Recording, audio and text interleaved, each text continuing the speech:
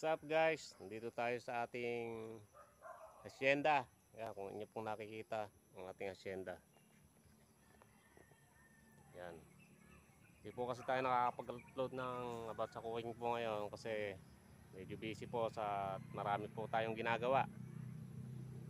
Maraming salamat po sa mga patuloy sumusuporta at nagsasubscribe po sa ating page. Lakad-lakad lang po muna ako dito. Wala po kasing maisip na content. Yan. Ito po tayo sa malapit po sa ating babuyan. Yan po guys.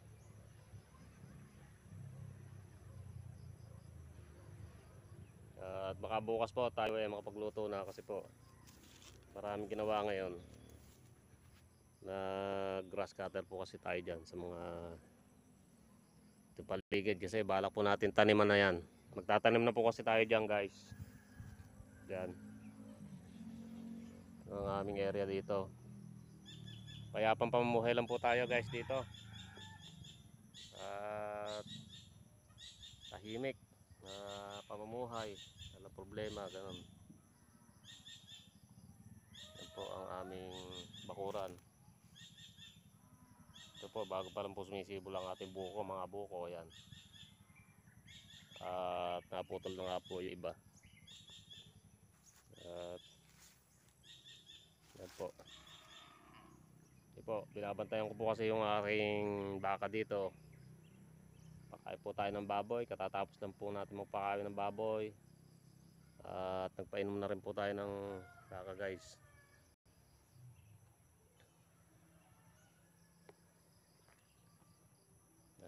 Tamang iikot lang po tayo. Relax dito tayo sa ating kuwan.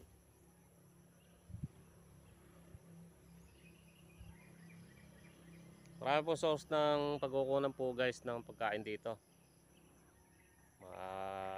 Pagka mga gulay-gulay lang ay wala akong problema po sa ulam dito. Kasi dito sa lugar po namin, lumabas ka lang, kumuha ka lang ng mga gulay-gulay ay mabubuhay ka na. Saka maraming pwedeng pagkakitaan lalo kung masipag ka. Kung masipag ka, kikita ka.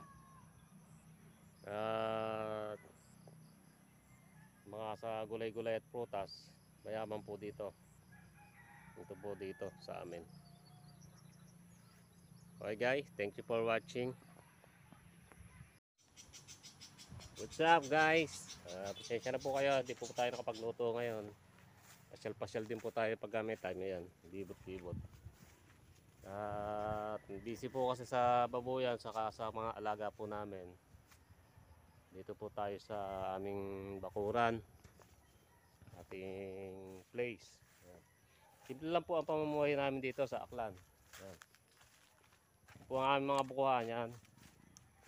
Pupunta po tayo sa ating babuyan. Sisilipin na lang po natin kung okay naman po ang mga baboy.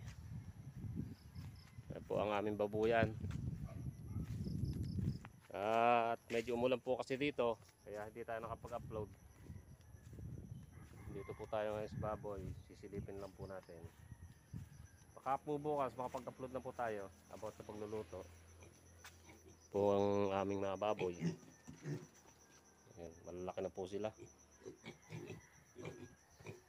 Ito pa lang po yan, wala po po isang buwan, mga 3 linggo pa lang po yan na dumarating po dito. Aming mga piglet. Ayan. Tamang pakain lang po at tamang tubig para hindi po siya magtae. Lalagay nyo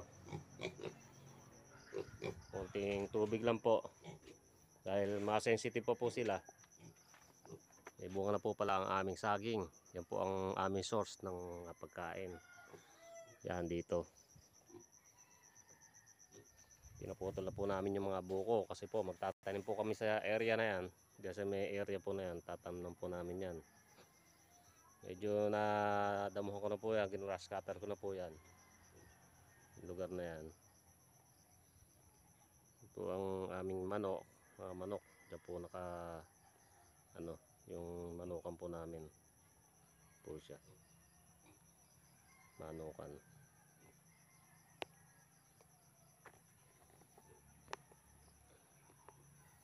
Bukas po, magtuturo po ulit tayo bukas ng about sa pagluluto, guys. Pasensya na po kayo. Nga po pala ang aming mga baka nandun sa may dulo na yun. Ito po tayo ngayon. May bunga na po pala ang aming saging. Ang po ang tawag po sa saging na yan ay lakatan. Lakatan po siya. Mahal po siya. Pero dito po, mura lang yan. Mura lang po kasi mga gulay-gulay dito, ganyan. Ito po, maraming tanim. Ito na po isa, ganun din po yan. At dito po marami pong saba.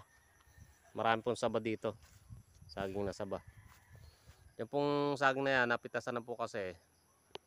Saging na saba rin po yan. Ito po ang aming buko, yan. Tapos dito, wala pong problema sa buko. Napakarami po namin buko dito. Pinaputol pa nga po namin totally iba. Kasi po, sasagabal sa ano. Po, napakarami pong bunga ng isa na yan. Ayan po. Marami nyo makikita ang aming mga buko. Kaya po ang iniinom po namin dito, guys. Puro buko. Kaya po bihira po ang nagkakaroon sa sakit ng bato rito. Po ang aming asyenda, guys. Maraming salamat po sa patuloy na suporta kay Jerky TV. At kayo po ang bahala sa akin na magluklok sa magandang kalagayan sa Facebook. Sana po lumago pa po tayo. And pakipollow na lang po din po at share at para lumago po ang ating grupo ng TV page po natin. Para patuloy po tayo makapag-upload ng ating magagandang gagawin sa Facebook, sa YouTube. Totally, yun po ang aming bahay. At ito, manukan pa po ito. Ito pong, ayun po yung baka namin. Yung isa po na yun, guys. Maraming salamat po sa inyong walang sawang pagsuporta sa ating pagluluto. Bagamat basic lang po ang ating tutorial about sa pagluluto. Maraming salamat po kahit paano hindi pa po bumibitiw sa atin yung iba dyan. Na-appreciate ko po ang ating mga viewers and subscribers. Sana po madagdagan pa po tayo. Ito po ang aming baka. Yan. Yan po. Medyo malayo po kasi. Ito po ang aming baka. Maganda po kasi mag-alaga dito ng baka kasi nga po maraming damo. Marami po siyang pagkukunan ng pagkain. Yan po ang aming paligid dito sa asyenda.